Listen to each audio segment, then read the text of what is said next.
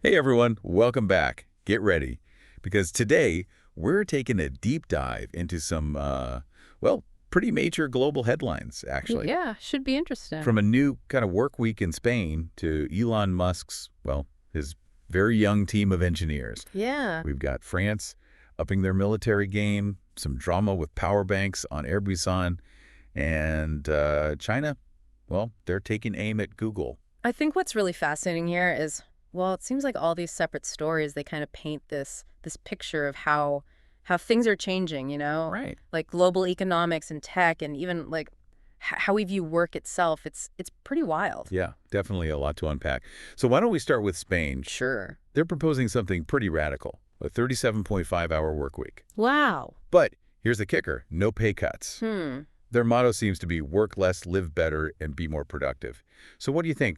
Could this actually work? Well, the Spanish labor minister seems to think so. The idea is that, when people are well rested, they're actually more focused, more efficient too. Makes sense. It kind of challenges that whole idea that you have to work longer to get more done.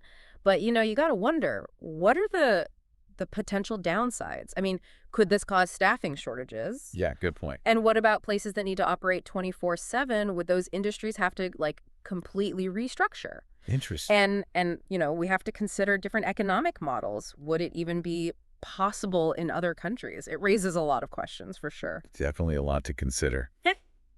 Okay, well, speaking of shaking things up, let's move on to France. Mm.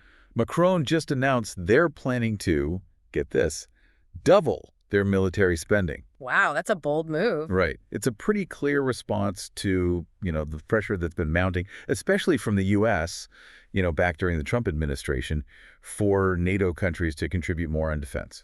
Yeah, and it could also mean a shift in how the EU and the US relate to each other. Macron's been pretty vocal about Europe needing to be, well, more self-sufficient when it comes to defense, right? And this big spending boost could be a step in that direction. So the big question is, how will this affect like the whole transatlantic alliance? Will it mean they work together more, or will it cause more friction? Hard to say. Yeah. Okay, well, from military power to something a little closer to home for most of us, Hmm. in-flight safety. Over in South Korea, Air Busan just banned power banks from overhead bins. Oh, wow. Yeah, this comes after a recent incident where a power bank is suspected of, well, starting a fire on one of their planes. Yikes. That's a scary reminder of how dangerous those lithium-ion batteries can be. They power like almost everything we use these days. Right. And even though they're still investigating the exact cause of the fire, I think this is going to make people think twice about what they pack in their carry-ons. It definitely makes you think, how do we make sure passengers are comfortable but also keep things safe? Could we see more rules about electronics on flights? Or maybe this will push people to create, I don't know, safer batteries, less likely to cause these kinds of incidents. Yeah, good points. All right, now for a story that's sure to, well, stir things up in the tech world. China just announced they're opening an investigation into Google for possible anti-monopoly violations. Oh, really? Hmm. And this comes right after the U.S. imposed those new tariffs on Chinese goods. Yeah, Classic, like, you hit me, I hit you back, kind of trade war stuff. exactly. And to make things even spicier, China's also adding PVH, the company behind, Calvin Klein, Tommy Hilfiger, to their unreliable entity list. Hmm. Basically, that means it's going to be much harder for them to do business in China. Yeah. So yeah, it seems like things are heating up between these two economic powerhouses, and the impact on global trade, not to mention the tech industry, could be huge. It really makes you wonder, are we heading towards a full-blown trade war that just won't end? Definitely makes you think. Okay, last stop on our whirlwind tour today takes us to a corner of the tech world that's, well, kind of turning things upside down when it comes to what we think about age and experience. Hmm. Did you know that Elon Musk has this team of young engineers working on some of his biggest projects, and some of them are barely out of their teens? No kidding. Yeah, it's pretty amazing. That's wild. And it seems like Musk really values, well, raw talent and drive more than like traditional qualifications, Hmm.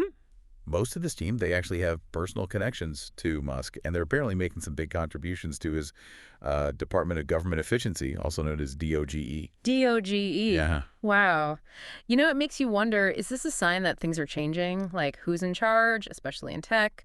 Could this be the start of a new trend where, like, Experience isn't as important as fresh ideas and new ways of thinking, but then again, what about the risks?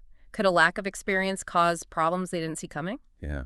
Well, there you have it. We've gone from rethinking the work week in Spain to, well, witnessing a potential shift in global power. Yeah. We saw how one incident can make us question safety protocols, and we even got a glimpse into a part of the tech world that's, well, turning the usual hierarchy on its head. It's a lot to think about.